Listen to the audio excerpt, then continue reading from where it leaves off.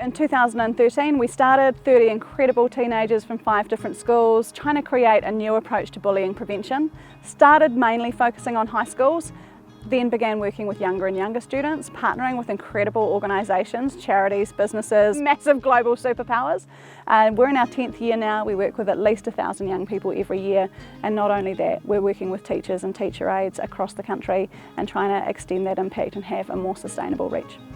I feel like this article is everything, like just looking at that, and you've got 2 older males headlining a title around how to prevent cyberbullying in school was exactly why we wanted to start this in the first place, was that the narrative around bullying prevention in New Zealand was so dominated by adults and so lacking of a youth perspective that everything that came towards us was just jammed down our throats, and most of it was don't do this, don't do that, don't do that. And in a time where adults didn't understand it. Absolutely. Not as much as we didn't either, but we were experiencing it, whereas parents were seeing it from the outside, or adults were seeing it from the outside and going, just don't do it. A quick flip through, not only with it, the old logos, they do sort out like planning sessions. I think it took many of us to places we never ever anticipated 100%. going. I just don't, I think back to that time where Carla first walked into school and said, there's this thing.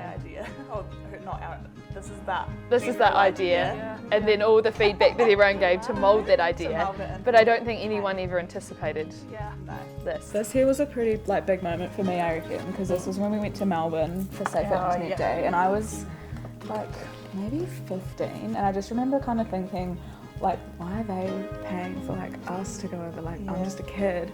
And I think once I went and we delivered these workshops to all these young girls, and it just made me realise we actually do have the potential to create real change. And just because I'm 15, that doesn't mean that I can't do that.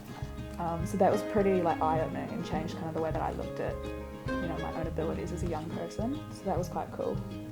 I'd say the same thing about Sticks and Stones in general. I think it shaped a lot about me. I think about it often when I'm teaching as well. I think about the things that led me to end up where I am in the classroom. And Sticks and Stones was a huge part of that. I don't know if Sticks and Stones, if it hadn't been in school, whether I would have had that belief in myself that I could create change with those young humans. It's that whole, I could create change at 15, 16, 17 with people my own age. So it led me on a path to create change for other people, which is, crazy to think. I don't know where I'd be without Sticks and Stones. Do we have a look at some of these other photos that are here? Oh my goodness. Trust Power Award.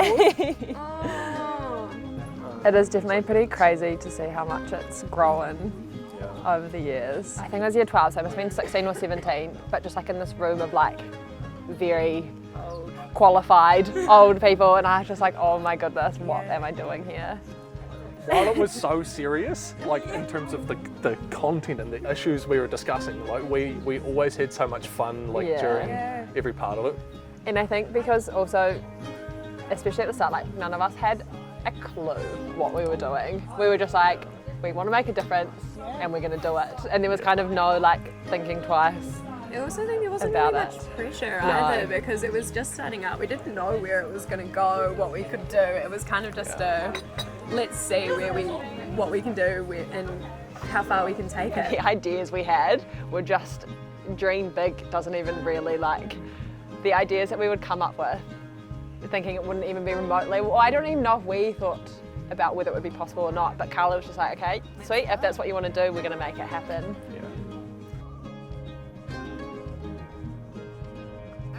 Being in Sticks and Stones has given me a lot of different experiences, and from the primary school ones it gave me a lot of tools to handle different situations, but then kind of with all the workshops and things that I've done along the way, and kind of as we got to high school, I've gotten to meet different people and kind of expand my knowledge around the area. It's important that Sticks and Stones is a partnership, because the experiences of what are now adults are probably quite different to ours today. So having a partnership helps get the message across. Act of kindness day, and at the end of The opportunity to have the open conversations with them about what's really happening in their lives and how we can help to make a difference is pretty awesome, and giving them the floor to say, actually no, that's not an issue, but this is, and we really want to look at that. And I think that allows young people to have that opportunity to shape what's going on at their school and to have an impact in their own space. Being able to talk like you're an equal, there is no hierarchical positions in Sticks and Stones. It's so on the same page, it's so linear, and I feel better than I have ever had. Like, it's great.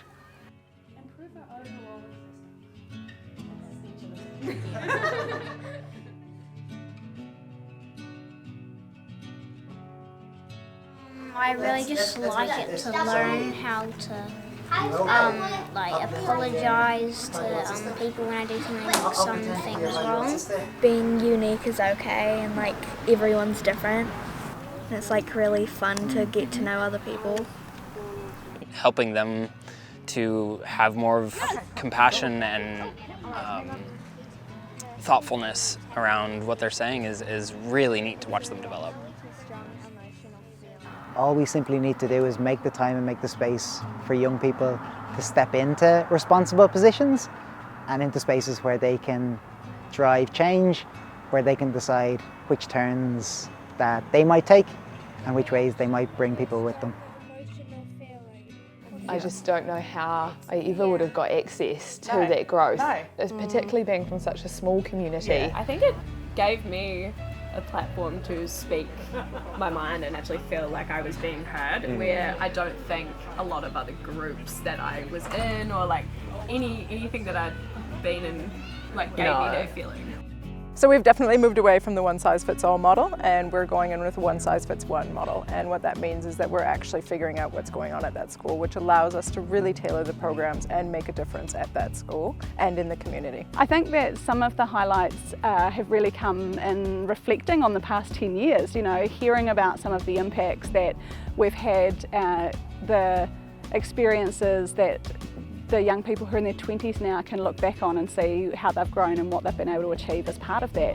Every time that young person is given that opportunity to share their voice, and the other people sitting up and listening and recognising the power of that voice and moving away from a tokenistic, they're here because it looks good, to they're here because we can't do it without them.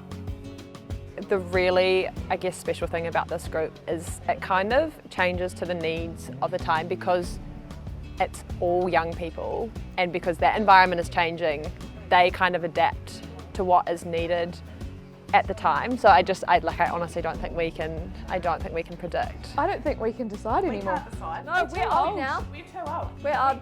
We don't know. To the horse. I've been handed on.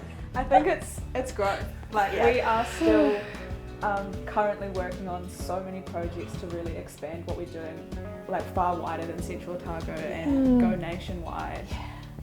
Make this stuff an opportunity for people across the country to be involved in, and I think that's really exciting. And there's still a lot of work to do as well. Like one of Sticks and Stones' biggest things is doing things with young people, right? That authentic co-design process. That's a part of who we are.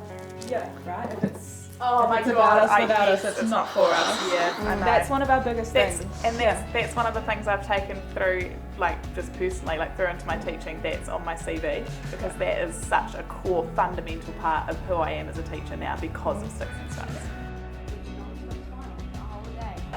I think that it's going to come down to some of the amazing people that we have involved with Sticks and Stones now and the direction that they can take it. So I think that the next 10 years will see us more involved in advocacy and lobbying, but I also think it's going to see us involved in some really positive challenge to things that really need to change now. We've built that integrity and reputation to have our voices heard in spaces where maybe we hadn't had that chance before.